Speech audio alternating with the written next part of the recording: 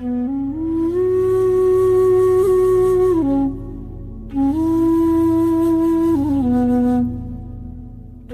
I feel very blessed to have this conversation with you. How you define joy. If you take away or erase these boundaries within you, you will see whether you sit, stand or sleep, you will be joyful. 95% of the human suffering is all generated from within. Self-help, it's called. Anxiety doesn't come knocking. You are becoming anxious.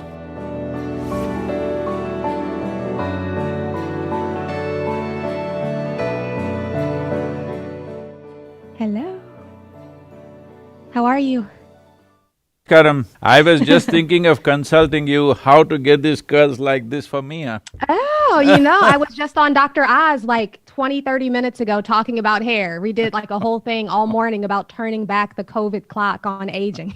So I did like a hot oil treatment and it was a whole thing. So that's why I look the way I do. I usually don't look this like glammed up for podcasts. I usually have on my regular stuff. Why?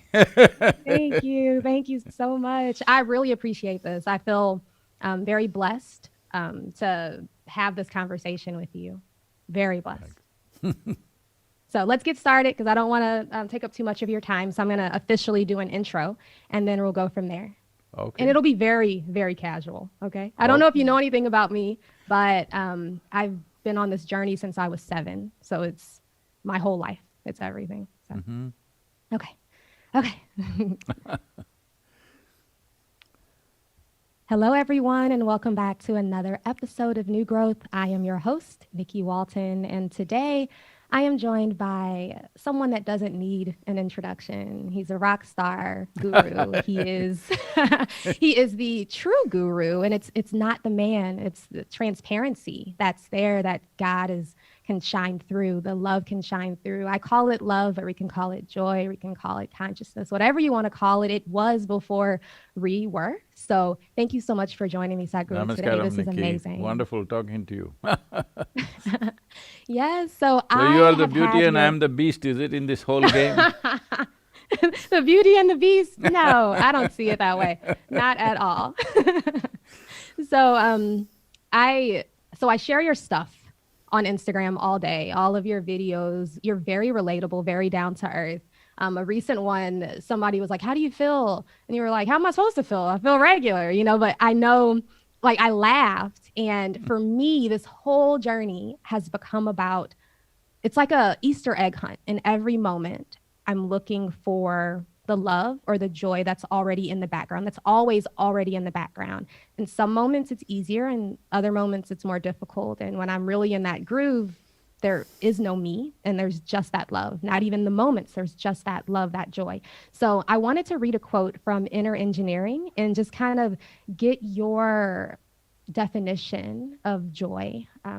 This is the one that I pulled. I have lots, but this is the one I love the most. Joy is not some elusive spiritual goal. It is simply the background that is needed for any aspect of your life to unfold magically and wonderfully. So I just love to know, like, how you define joy. Well, if you could define it, it would not be worth pursuing it. Yes, I love that. Because, see, we're calling it by different names. Essentially, it is life. If it's exuberant, in its exuberance, it may be joy, it may be blissfulness, it may be ecstasy. Well, if it's relatable, it may become love. These are all different manifestations of exuberance of life. Joy is not a philosophy that you take on. Like right now, it's become in pursuit of happiness. Where are you chasing it? And why is it elusive? Because you think it's somewhere else. It's just that this life, when it functions in an exuberant manner, not in a depressed way, in an exuberant manner, that means if you open the cork, it is exuberant. If you close it and keep it, then it becomes depressed. So what is opening and closing? when it comes to life. See, the fundamental thing is this, once you become a human being, what it means is, all other creatures are instinctively bound by boundaries. Like, you may not have seen this in United States, but if you were somewhere else, you would see this. If you were in the wild, you would see it. All carnivorous animals, let's say a dog, if you leave him outside, he goes on peeing all over the place. He doesn't have any urinary infection or problem. He's setting his boundary by his smell. So he's building his own little pea kingdom of whatever. It's a big thing for him because for him to be clear what belongs to him, what doesn't belong to him, he has to set a boundary. But once you become a human being, when I say a human being, in a way, the highest point of evolution on this planet. That means the finest life on this planet must be us. Well, we are proving to be otherwise, that's a different matter, but actually we are the finest life on this planet, most intelligent, most refined, most capabilities in terms of our faculties, everything. So if this is the finest life, if you look at the longing of this life, what you would see is, whoever you are right now, you want to be something more than who you are right now. This doesn't stop anywhere. Even if I make you the queen of this planet, I'm not thinking of that, I'm just saying, okay? That'd rock, that'd be awesome. Even if you become the queen of this planet, you will not be fulfilled. You will look at the moon, you will look at the other planets, if I give you the whole solar system, you look at a galaxy. If I give you one galaxy, you will look at the next one. Because there is something within a human being wants to expand limitlessly. So this is the fundamental shift that happened between animal nature and human nature. Animal nature is always trying to fix its boundaries because its only goal is survival. Once you become a human being, you're always seeing how to expand your boundaries because what you call as human begins to kick in only when survival is taken care of. When survival is in question, we are like any other creature, biological entities of food, sleep, reproductive needs and survival, essentially. So this dimension of longing to expand is not about more, it wants to expand limitlessly. So the simplest thing is, if one is not identified with the limitations of one's own physical self, one's family, one's community, one's nationality, race, religion, caste, creed, whatever else, if your identity is not like a limit on your ability to expand, then life will be naturally exuberant. When it's exuberant, one form of its expression is joyfulness. So joy is not a practice, joy is not a philosophy, joy is not your ideology in life, nor is joy coming down to you from heaven, because this has happened to the world that all the beautiful things that human beings have been exported to heaven. If you say peace, people say divine peace. If you say love, they say God is love. If you say joy, people will say heavenly joy. No, these are all human things. Your peacefulness, your joyfulness, your loving nature, all these things can happen within you when you are willing. When I say willing, when you are a willing piece of life. You become a willing piece of life only when your identities are not limited. If you put a limit on your identity, then you are willing with one set of people, you are unwilling with another set of people. So in this, it is corked and there is no exuberance to this, but if you take off this cork, because this whole thing is just a mental thing that you have fixed up boundaries for yourself, if you take away or erase these boundaries within you, you will see whether you sit, stand or sleep, you will be joyful. You will even sleep joyfully, I'm saying. I love that. Thank you for saying that about sleep. I have heard and read that unless that awareness that, unless you have that same awareness during sleep, you're not aware of that true awareness. You're not aware as that true awareness. Is that true? And if so, what does that look like? Because when I'm asleep, I'm asleep. No, when you sleep, just sleep. Don't try to do anything else. I go to sleep like with a mantra and I'm like, okay, there's some piece, some part that's gonna be aware. No, I sleep. And then I wake up and I'm like, well, there was sleeping and I'm peaceful now, but I don't know what happened during that time. It's like unconsciousness. See, there are too many things, people coming to me and saying, Sadhguru, in which posture should I sleep? I said, at least when you sleep, give up all this rubbish and just sleep. Sleep like you're dead. That's how I sleep, apparently. Yes, that's how you should sleep. You must sleep like you've gone dead. If you sleep like this, your duration of sleep will naturally come down because you're sleeping deep. Because the body needs that maintenance time. At that time, don't try to do anything. When your car is in maintenance, go and don't start the engine, you'll kill somebody. Exactly, exactly. Let it be. Exactly. Only thing is, why these things have come up is, it is just that, see, awareness is again not an effort. It is like, see, what are you aware of, what are you not aware of, simply depends on what is the brightness of your awareness. So we can use an analogy like a light bulb. Suppose you reduce the voltage for a light bulb, it becomes dim, So if the voltage is at a certain level, suppose you're in a room where there are 25 people, voltage is so low that you can only see 2 people. In your experience, you think only 2 people exist. But if you increase the voltage, you may see 5 people. Then you'll think, oh, there are 5 people. But if you put on the voltage full on, then you see 25 people. So your whole experience of life is dependent upon or determined by what is the voltage of your life energies. So don't try to be aware. If you enhance the intensity of your life energies with the right kind of practice, then you will naturally be aware. This may also seep into so-called unconscious states like sleep, that you become aware of that also. But don't try to be aware, all you will have is disturbed sleep. Yes, exactly. So in the beginning of my spiritual journey, it was very much like law of attraction stuff, and I would try to feel exuberant. I would try to feel joyful. And over time, very short time, I learned that it did not work. And I would become aware in quiet moments during meditation or even just kind of sitting and doing nothing of a peace in the background that grew to become at times joyful.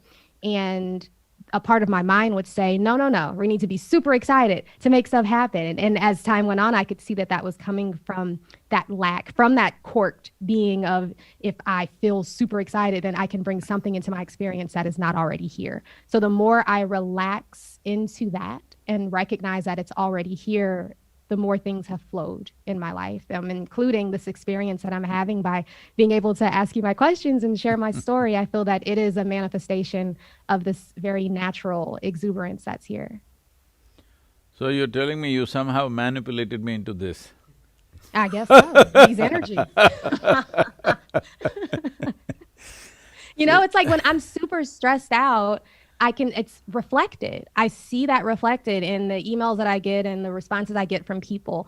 But when I not feel with this body necessarily, like not me purposefully being happy or fake smiling, but an inner smile that's just there as long as I remember to turn to it.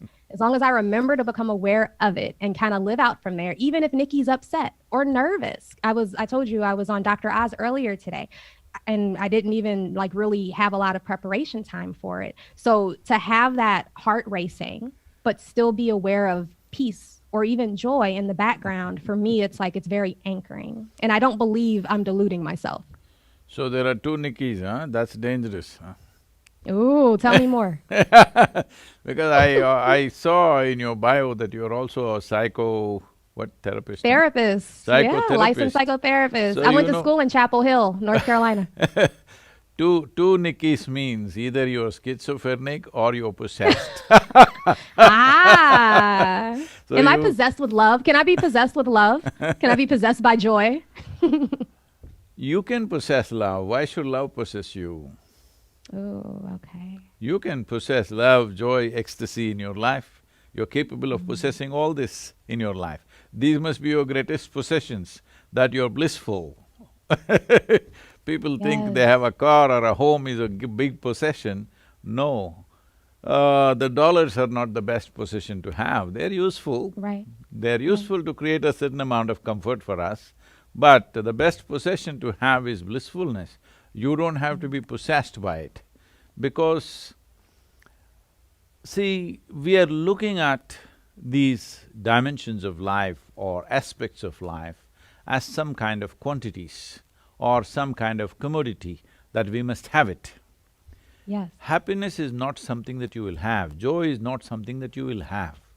You just can become happy, you can become joyful, isn't it? I have joy in my life, what is that? Have you stored it in a balloon or a box or where? I'm asking. There's no such thing as having joy. You can become joyful, you can become loving, you can become blissful. So becoming blissful, becoming joyful, becoming peaceful, what does it mean? See, if your body becomes pleasant, we call this health. Everybody wants it. Body is pleasant right now, this is health. If it becomes very pleasant, we call it pleasure. If your mind becomes pleasant, we call this peace. If it becomes very pleasant, we call it joy. If your emotions become pleasant, we call this love. If it becomes very pleasant, we call it compassion. If your very life energies become pleasant, we call this bliss. If it becomes very pleasant, we call it ecstasy. If your surroundings become pleasant, we call this success. Only to create pleasantness in your surroundings, you need the cooperation of other forces and people. Because creating pleasantness in the surroundings is a skill of a certain kind. You must be able to put many forces together, otherwise it won't work.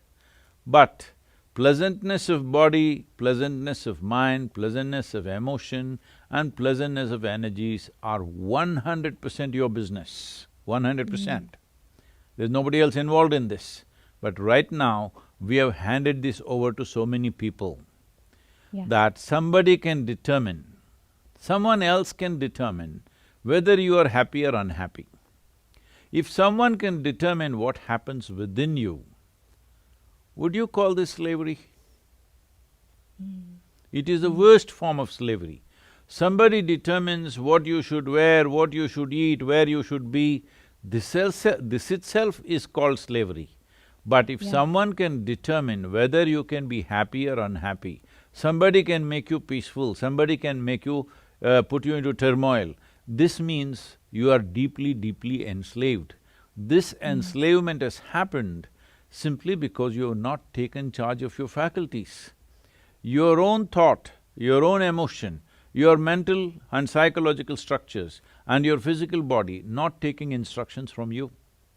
If your mind was taking instructions from you, would you keep it blissful or miserable?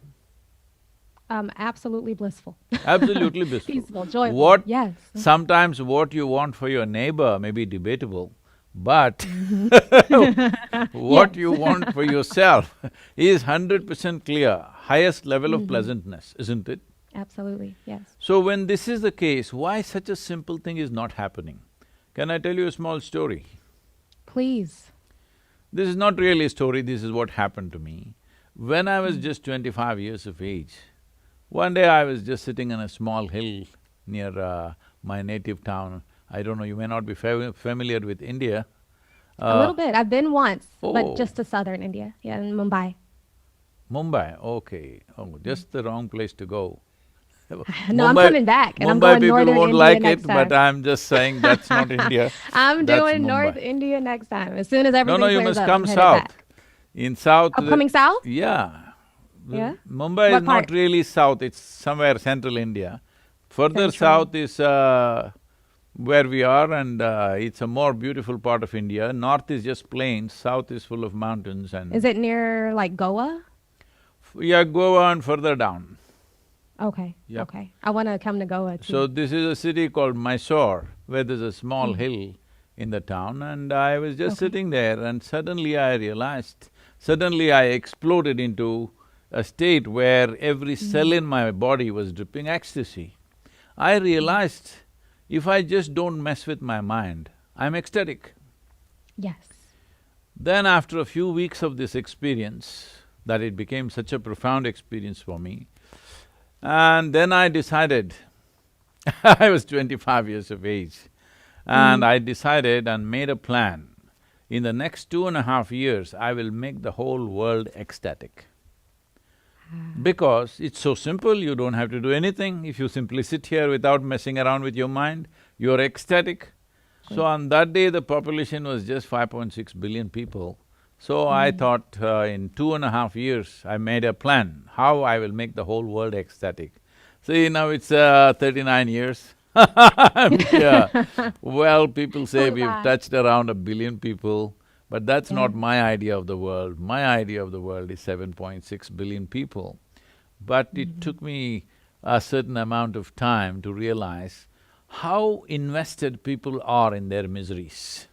They're so invested that even if you show them the greatest possibility, they don't want to leave what is familiar. Exactly, exactly. So why is this happening to the world? Why so much suffering? See, physical things that happen to us, there is war, there is famine, there is calamities, these are different things. Well, this causes physical pain. But right now, if you look at human beings, only about 2 to 3%, maybe 5% of suffering is because of physical causes from outside. 95% is self-inflicted suffering. Physical situations can change, they need not cause suffering to us. Right now, everybody is suffering the pandemic. Those who got infected, those who lost their lives, those who lost their dear ones, it's a different thing. All others are suffering. What is it? They're all worried about the economy, they're worried about the future, they're worried about something. I'm not saying it is not an issue. All I'm saying is, see right now what could happen at the most? Maybe in another 6 months' time or 1 year's time, we may have to live like how we were living 10 years ago.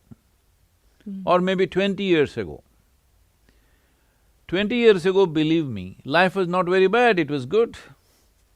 Right. Maybe we'll have to live little with little less. Maybe we will have to live like how our parents lived. Today, how many… for example, I'm saying, this is not against the beauty consultation, okay? For example, how many pairs of clothes your grandparents had and how many you have or this generation has, if you look at it, it's probably 5, 10 times more. Yeah. Isn't it? Except for in this case, Huh? I have a uniform. I have a uniform. I don't buy clothes like that. T-shirts and skinny jeans. You're and not scarves. good for economy then. No, I'm not. I do order a lot of food, but less clothes. So, essentially, when the caveman lived here also, he was also among them also some were happy, some were not happy. That is not because of the conditions in which they lived in, it is because of the condition of their minds, their ability to use their own faculties.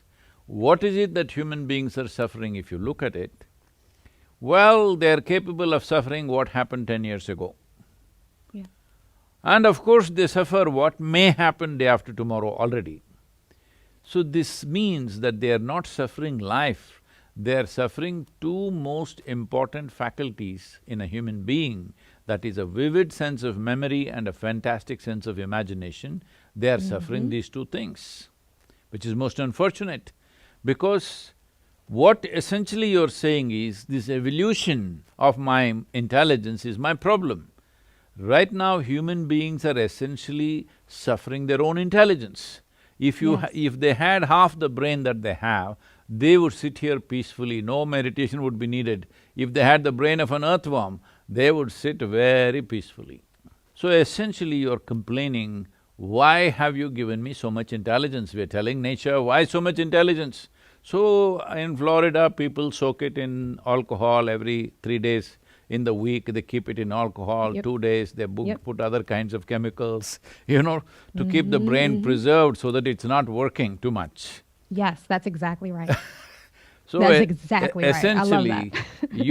you did not figure out how to handle your own intelligence. Exactly. So, the fundamental thing is, you have been given the most complex and sophisticated machine on the planet, that is this human mechanism.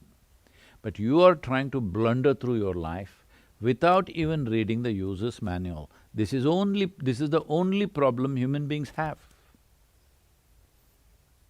Outside problems, we will deal with them to the extent that we can, that's all we can do. But 95% of the human suffering is all generated from within. Self-help, it's called. Self-help. So, brass tacks, this is what I want to know. For you, and you might not experience anxiety or fear or worries anymore in where you are, but for someone that's on this path, and if anxiety comes knocking at the door, how does this look in practice? Staying aware as bliss, this natural exuberance that's there even when the emotions are strong or the thoughts are heavy. Well, let me tell you a little story, okay? Yeah. This happened in southern India, further south than where you went, okay? They came to a local village, somebody came to a local village and they asked, how far is Isha Yoga Center, which is our yoga center? The local boy who was sitting there by the street side said, it is 24,996 miles. They said, what, it's that far away? He said, yeah, the way you're going. If you turn around, it's 4 miles. Yeah. So Exactly. right now you're So it's saying anxiety comes knocking. Anxiety doesn't come knocking. You are becoming anxious. Why are you becoming anxious?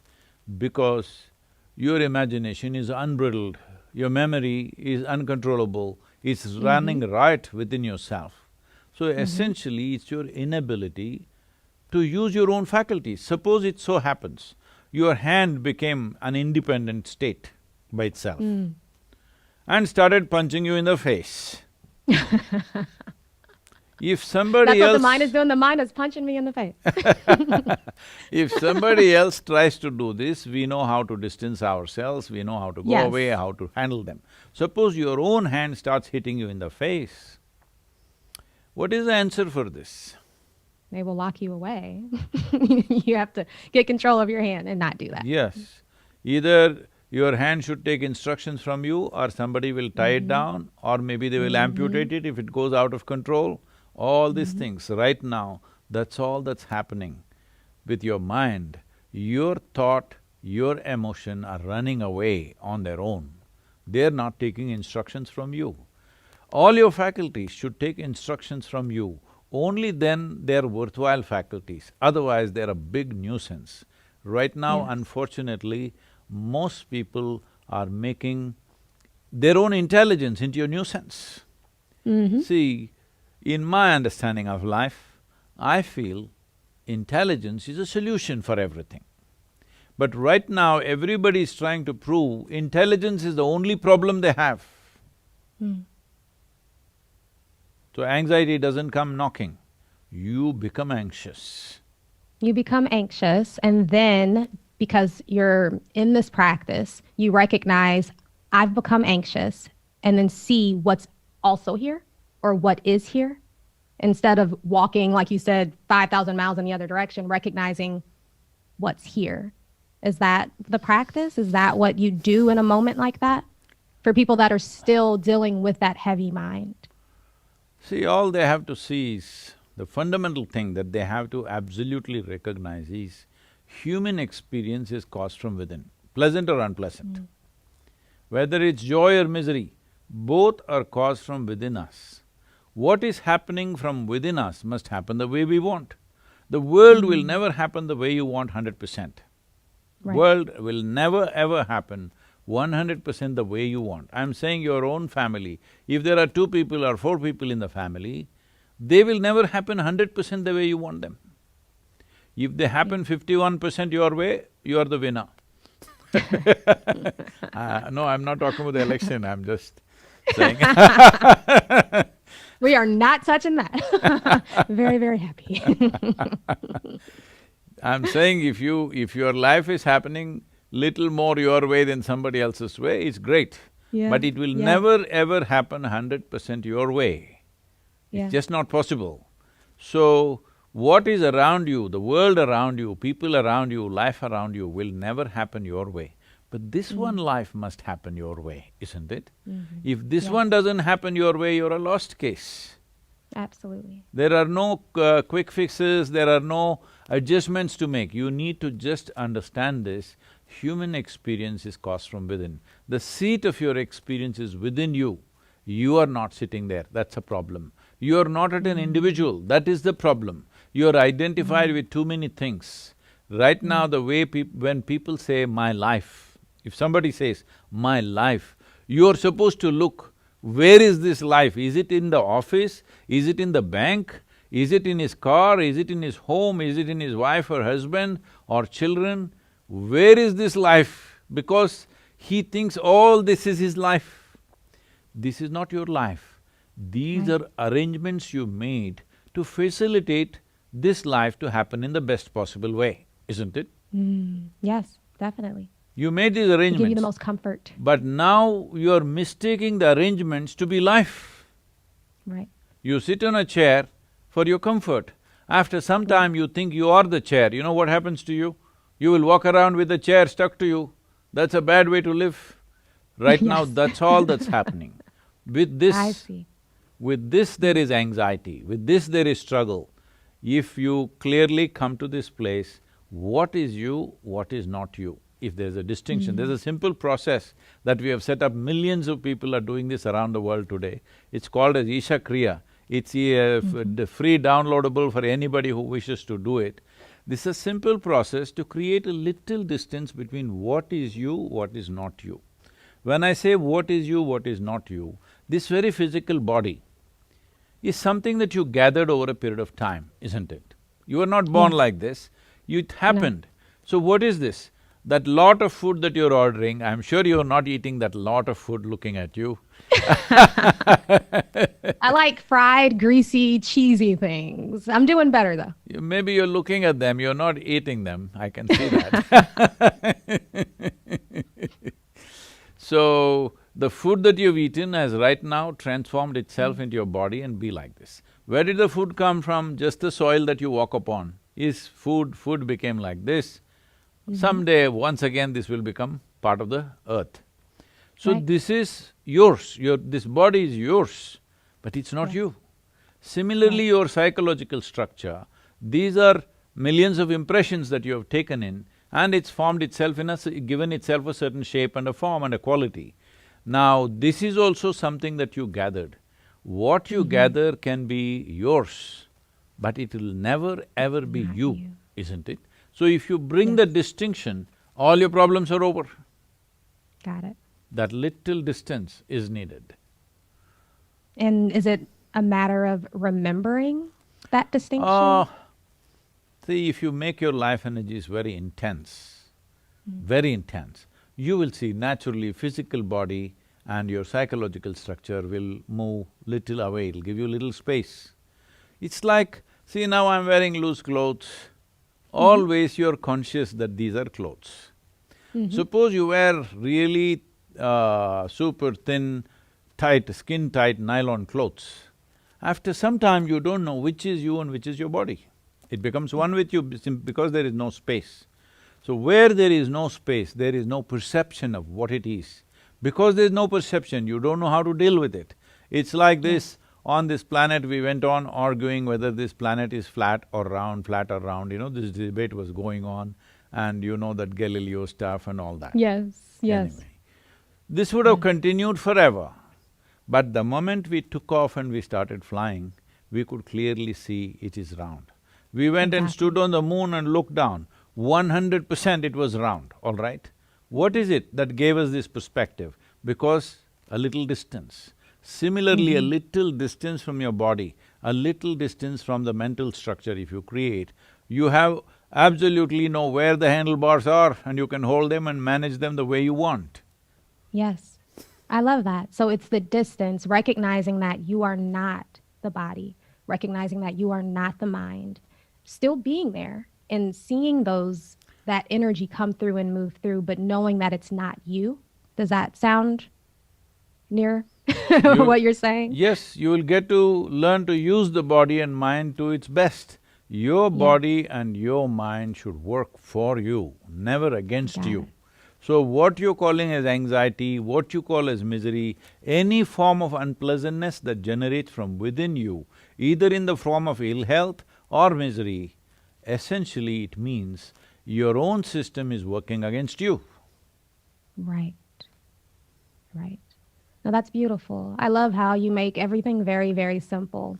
I also wanted to tell you that I'm taking neem in the morning because of you. I've been doing that now for at least a month now. So thank you. I tried to do the turmeric too, but it gave me indigestion, so I haven't been able to. Oh, there is a certain way to consume but that. neem is great. Neem is great, it'll bring certain translucence to you and it will… Once you have neem early morning, nothing seems bitter through the day. Yeah, I take it every morning. It's the first thing I do. Neem is the first thing I take when I wake up in the morning now, and it's been for at least a month. Like, I don't have much of a morning routine except for just kind of marinating as this love, and that exuberance, and then I do a little reading, and then I take my neem, and then I get started with my to-do list or jumping into my phone. I stopped checking my phone and my news feed first thing, and that changes everything. To just kind of remind yourself that you're not the person. Oh, maybe we have to say one more thing, I'm not the body, I'm not the mind, I'm not the phone. I'm not the phone, yes, because it's become it's another appendage. So in the morning, I'll say not just I'm not this, I'm not Nikki, I'm not the mind, I'm not the phone. I like that one. This is more important than the body and mind for a whole lot of people. Man, it's a disgusting addiction, how my thumb will just go to Instagram. It'll just go to my email. Are you doing this in the sleep, huh? Are you doing this? Absolutely. Not healthy at all. It's better now that I'm not checking it as soon as I wake up, and I have set alarms on all of my apps that shut off after an hour, but you put your own passcode back in to get access back to it. So it still takes like a conscious moment to be like, am I gonna re-access this app? And usually I do, but it's still a moment to decide. I can choose if I'm gonna continue to be mindless. But yeah, no, neem has been an excellent addition to my routine. So thank you so much for that. Neem is a wonderful thing. It will also reduce the number of cancerous cells in our body. It has incredible benefits. It is one leaf that's found on this planet who has a very complex chemical system, nearly 104 to 105 different types of chemical compositions are there in that. It's a wonder leaf. So I'm glad you're in Florida and you must be getting some fresh neem. Yes, I am. There's a farm here, not too far, in Brandon, Florida, and so that's where I get my neem from, and it's fabulous. So I know that we're actually coming near the end of our time together, and I wanted to give you a chance to just let my audience know where they can keep up with you at. Well, I'm not good at this, you should only say these things. Well, maybe I'll record like a short thing at the end for us. We're like here in Tennessee, on the border of Tennessee and Georgia, near McMinnville. This is where the Isha Institute of Inner Sciences is. And of course, we are in southern India, a much larger center out there.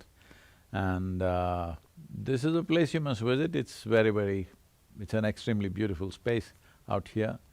And apart from that, of course, there is an engineering.com and whatever else. There is a Sadhguru app, if you download that, everything is there in that. It's called the Sadhguru app, it's free downloadable. And there are various meditations guided meditations that one can practice from this. and also simple, very simple forms of yoga which are called as Upa Yoga, which one can do or practice without any risk of doing it wrong, because proper yoga must be done under care. Just doing it from a book or a video is not a good thing to do, but this is called Upa Yoga, which are very, very simple processes that anybody can learn to do. So, as I said, now I'm kind of condemned to be a failure in my life, that the entire world being blissed out is, not happening. So, I'm only trying to increase my percentages, so tell them that let me be a little better failure than what I am right now. But I'm a blissful failure, so don't worry about me. Blissful failure. I aspire to be a blissful failure. I love that. Thank you, Nikki. Wonderful talking to Thank you. you so much. You must I come and visit appreciate us you. here. You must come and visit Oh, us I at am Tennessee. absolutely coming that way. I love Tennessee. I used to drive through the mountains all the time between Missouri and North Carolina. So I'll definitely head up there. Do you all have silent retreats? I crave a good Yes, silent retreat.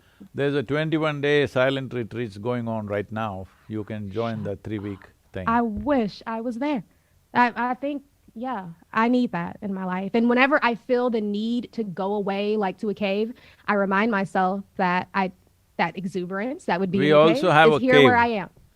We Oh, I also would have go a there. cave. I didn't know that you're drawn to the caves. Anywhere that's quiet, quiet, quiet, quiet. But then, like I said, it's always like a constant reminder, even though you're not on the beach, even though it's not quiet in this house because the two kids are yelling, the peace is here, the exuberance is here, and just identifying as that as opposed to the need for quiet, you know? I'm here till end of December. We'll be glad to see you when you come. Namaskar. Yes, I'll be there. Thank you so much. Thank you.